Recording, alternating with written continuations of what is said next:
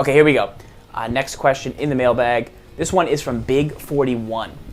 How many different ways should you have to beat a coverage? Say 3 different ways to beat cover 2, 3, and 4. What do you think about that, Gibbs? If you're building a scheme, how many ways do you like to have to beat certain defenses? So we'll back the ball up a little bit and just talk about general concepts. I mean, what I like so much about wide receiver screens is it's not my main way to beat a zone because it can be taken away so easily. So give me cover 3 or give me cover 4 or cover 3. If I come out in the empty, I like to be able to get to multiple plays that can beat a certain formation. So if I'm in the empty tray, I might come out in the screen, but I know from this formation I can get to 4 verticals, which is going to beat it in its own way. Do you want cover 4 or cover 3? Give me cover 4. Okay. So we'll try with cover 4. I mean, this one has flat zones as well. I'm going to see if I can hit Reggie Wayne here on the screen. I mean, pretty consistently I use this play. Obviously, every now and then guy get unblocked. But if I use this multiple times, people are going to catch on and they're going to shut it down. Give me a cover 3. Mm-hmm. So this cover 4 is an example of a play that usually works whether it's a cover 4 or cover 3. They at least have to do something a little bit different there. There it worked both ways. So that's now one way to beat cover 3 and cover 4. Mm-hmm. Where if I run 4 verticals, that's a way. 4 verticals is a way to beat cover 2. Most zones, the different reads are tougher. Goes wide shake. So goes wide shake here. So if you were to go to like cover 2 zone or most cover 3s, certain 4 verticals are better, certain alignments are better, blah blah blah. But you'll generally understand the point that we're going to try and attack that area of the field, whether it's cover 2 or cover 3, and make a good play on the ball. I really need to buy a new pair of glasses, like 3 months ago. Yeah? Where are your glasses? They're somewhere in California.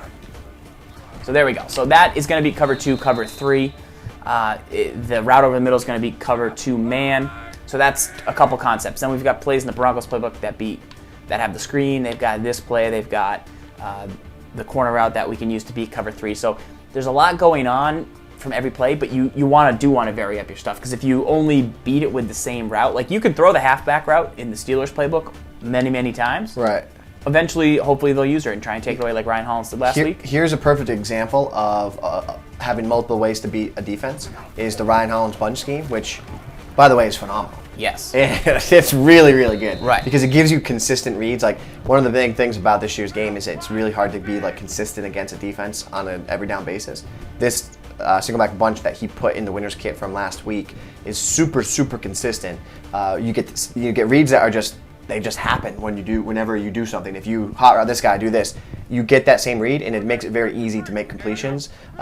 Good user players can make it difficult, but I mean, it's consistent reads, which is nice. But he has multiple ways to beat your cover 3 defense, your cover 2 defense, right? From just one play, which is crazy. And if I was going to tell you to spend time practicing something, the number one thing I would tell you to spend time practicing is how to beat cover 3. You want 7 ways to beat cover 3. You want everything possible, whether it's a halfback screen, doesn't matter. You want maybe a route that attacks downfield, like this A route, if you can take time. So right here, if you streak Y, that's like that same seam route. So that route can get that in that tender area there, make a catch. You got to work on your user catch game, right? That's another great way to win the battle downfield, right? Is being able to throw the ball downfield, lob it down, and get big with Reggie Wayne here. Like, I mean, that's another aspect of the game that gives you a one-on-one matchup. That's really what you're looking for. A little long of a throw, but you could get a good anim there, and then hopefully you get the right guy out on the edge, maybe that Michael Floyd. You can mix it up. So when you get that one-on-one, you got to know how to beat that one-on-one. All right, here we go. Good. That's a good question, though, because you really do have to have multiple ways, but it doesn't have to be specific to one thing. All right, here we go.